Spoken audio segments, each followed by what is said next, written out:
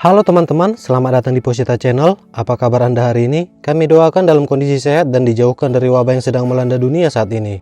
Hanya ada beberapa mobil mewah yang tersebar di dunia, dan tidak semua orang memiliki kesempatan itu. Salah satu mobil mewah tersebut adalah Lamborghini.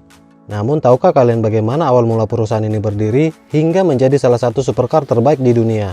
Nah, di video kali ini kita akan merangkum tentang sejarah berdirinya Lamborghini, salah satu produsen otomotif terbesar abad ini. Sebelum kita mulai kisahnya, bagi teman-teman yang baru bergabung di channel ini, jangan lupa untuk like, comment, and subscribe.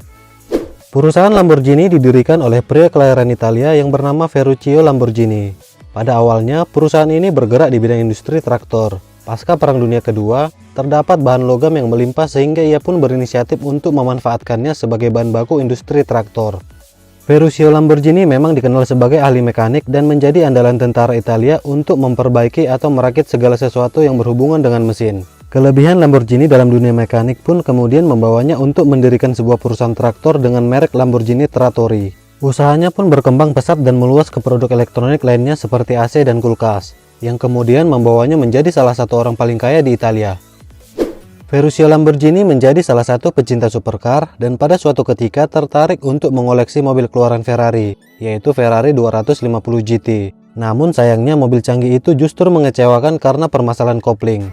Suatu hari, ia datang menemui Enzo Ferrari sebagai pemilik dan pendiri Ferrari untuk mengutarakan keluhan tentang keadaan mobilnya. Akan tetapi, Ferruccio Lamborghini justru mendapat serangan balik berupa cemoohan dari Enzo Ferrari. Enzo Ferrari berkata, "Masalahnya bukan pada mobilnya, tapi pada pengendaranya."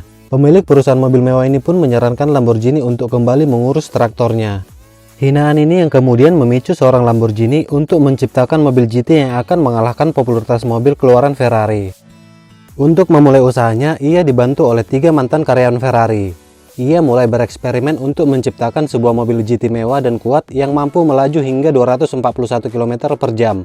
Mobil ini kemudian diproduksi dengan merek Lamborghini 350 GT dan melakukan debut perdana di hadapan publik pada Turin Auto Show 1963. Tak disangka, respon terhadap versi produksi 350 GT menuai respon yang positif. Lebih dari 130 unit terjual sepanjang tahun 1963. Melihat kesuksesan ini, Lambo tidak tinggal diam. Ia mulai menciptakan versi 400 GT dan 400 GT 2+2 di fasilitas produksi yang berlokasi di kota kecil bernama San Acta. Di Jenewa International Motor Show edisi 1966, mereka memperkenalkan kepada dunia model Miura. Sejak saat itulah Ferrari dan Maserati menyadari bahwa si banteng benar-benar mengamuk. Kejutan berlanjut di tahun 1973 dengan membawa LP 400 Contact. Interiornya memakai bahan suede berwarna hitam dan model pintu yang dibuka ke atas. Seperti halnya bisnis, pasti ada yang namanya pasang surut. Inilah yang dialami Lamborghini pada tahun 1974. Bisnis traktor mereka turun, banyak pesanan gagal dan perusahaan merugi. Akhirnya Fiat memegang kendali Lamborghini. Keberuntungan belum berpihak pada Lamborghini. Sebab pada tahun 1970-an terjadi krisis minyak dan otomatis menghambat penjualan mobil mereka. Selain itu, masalah pada proses produksi juga membuat konsumen lari. Puncaknya pada tahun 1978, perusahaan ini menyatakan bangkrut. Melihat hal ini, Nimran Brothers mulai mengambil alih perusahaan pada tahun 1980. Saat itu, ia mengembangkan LP 400 Contact menjadi LP 500S. Namun, nampaknya Nimran Brothers tidak begitu menunjukkan perkembangan dalam penjualan dan akhirnya menjual perusahaan kepada Chrysler Corporation, sebuah perusahaan mobil asal Amerika Serikat. Di bawah kendali Chrysler Corporation, penjualan Lamborghini Diablo mulai menunjukkan tren positif. Pada tahun 1993, sang maestro pencipta Lamborghini tutup usia. Kemudian di tahun yang sama, Chrysler mulai mengalami masa kesulitan. Dan di tahun 1994, Tommy Soeharto diketahui membeli sejumlah saham milik Lamborghini. Hal ini terungkap dalam dokumen Paradise Paper yang diumumkan ke publik. Hingga saat ini, belum diketahui berapa besaran kepemilikan saham keluarga cendana saat itu. Pada tahun 2012, Lamborghini kembali berpindah dan memutuskan bergabung dalam naungan Volkswagen Group. Saat itulah mereka mulai melakukan pengembangan Murcielago dan diteruskan oleh model Aventador.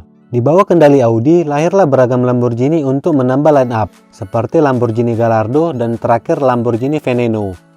Sebagian besar nama mobil Lamborghini berasal dari nama-nama banteng dan hal itu terus dipertahankan. Hal itu juga berkaitan karena Lambo lahir dengan zodiak Taurus yang digambarkan dengan wujud banteng. Persaingan masa lalu dua pendiri mobil mewah ini terus berlanjut hingga masa kini. Ferrari dan Lamborghini terus berpacu menghadirkan teknologi terbaru, termewah, dan terbaik dalam produk mereka. Kedua produsen mobil ini pun memiliki karakter berbeda dan punya fans fanatik masing-masing. Baiklah teman-teman, sekian dulu video kali ini. Terima kasih karena sudah menonton. Semoga informasi yang kami berikan dapat menambah wawasan teman-teman sekalian. Jika kalian menyukai video informatif seperti ini, dukung kami terus dengan cara like, comment, dan subscribe. Nyalakan juga loncengnya agar tidak ketinggalan informasi-informasi menarik lainnya. Stay healthy dan bye-bye!